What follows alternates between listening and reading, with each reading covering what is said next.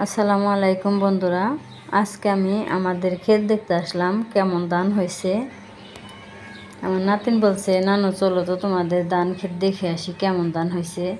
তাই নানা নাতিন ধান ক্ষেত থেকে ঘাস উঠাইবার নিছে।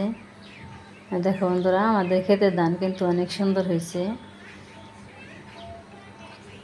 কিছু বলো। আমার নাতিন বলছে, নানু তোমাদের ধানগুলো অনেক সুন্দর হয়েছে।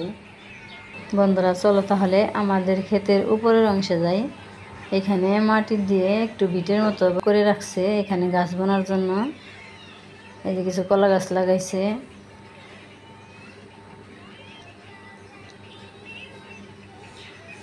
এই গাছে কয়েকটা বেগুন আছে, তাই নিয়ে যাবো এখন। বেগুনগুলো ছিঁড়তেছে, নিজের গাছের বেগুন। এই বেগুনগুলো সিদ্ধ দিয়ে গরম গরম ভাত খাইলে ভালো লাগবো, সেই জন্য আমি বেগুনগুলো ছিঁড়ে নিয়ে গেল। ওই যে বন্ধুরা, 4টে বেগুন। বন্ধুরা, ইউটিউব, ফেসবুক, টিকটক সব বন্ধুদেরকে বলছি সবাই আমার পাশে থাকবে, সবাই আমাকে সাপোর্ট করবে। তোমরা সবাই যদি আমার পাশে থাকো, আমাকে সাপোর্ট করো, তাহলে আমি অনেক দূরে এগিয়ে যেতে পারবো। তোমাদের সাপোর্টই হবে আমার উপরে যাওয়ার একমাত্র লক্ষ্য। উপরে আল্লাহ নিচে তোমরা সবাই আমার পাশে থেকো, আমাকে সাপোর্ট করো। আর বন্ধুরা, আমাদের এই চোখটা কেমন লাগলো অবশ্যই কমেন্টে জানাবে।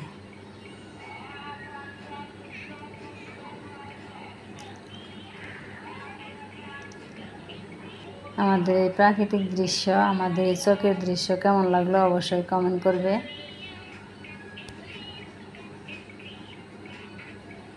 দেখতে দেখো বন্ধুরা, কত সুন্দর সবুজে সবুজে ভরা।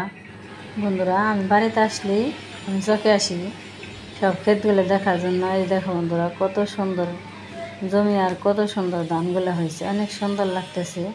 আমার নাতিন বলছে, চলো নানু তোমাদের জমির ধানগুলো দেখে আসি। তাই আমি নিয়ে আসলাম নাতিনকে।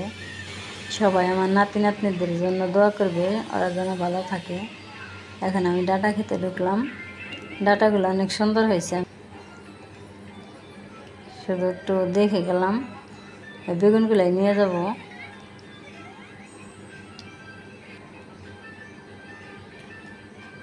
চলো বন্ধুরা, আমি আর একটা দারুণ জিনিস দেখাবো। এই যে বন্ধুরা, কাউন, এগুলো হচ্ছে কাউন। এই কাউনগুলো দেখো বন্ধুরা, কত বড় বড় হয়েছে। নানা নাতিন যে কাউনের কাছে দাঁড়াইছে, কাউনই মানুষের চেয়ে লম্বা হয়ে গেছে। দেখো, এই কাউন কিন্তু এখন আর সচরাচর দেখা যায় না, অনেক সুন্দর লাগতেছে। এই কাউন দিয়ে নাড়ু খাওয়া যায়, খই খাওয়া যায়, চিতই পিঠা বানিয়েও খাওয়া যায়। বন্ধুরা, আমার আজকের ভিডিও কেমন লাগলো অবশ্যই কমেন্ট করবে, আর সবাই আমার পাশে থাকবে, সবাই আমাকে সাপোর্ট করবে। তাহলে আজকের ভিডিও এখানে শেষ করলাম। আল্লাহ হাফেজ।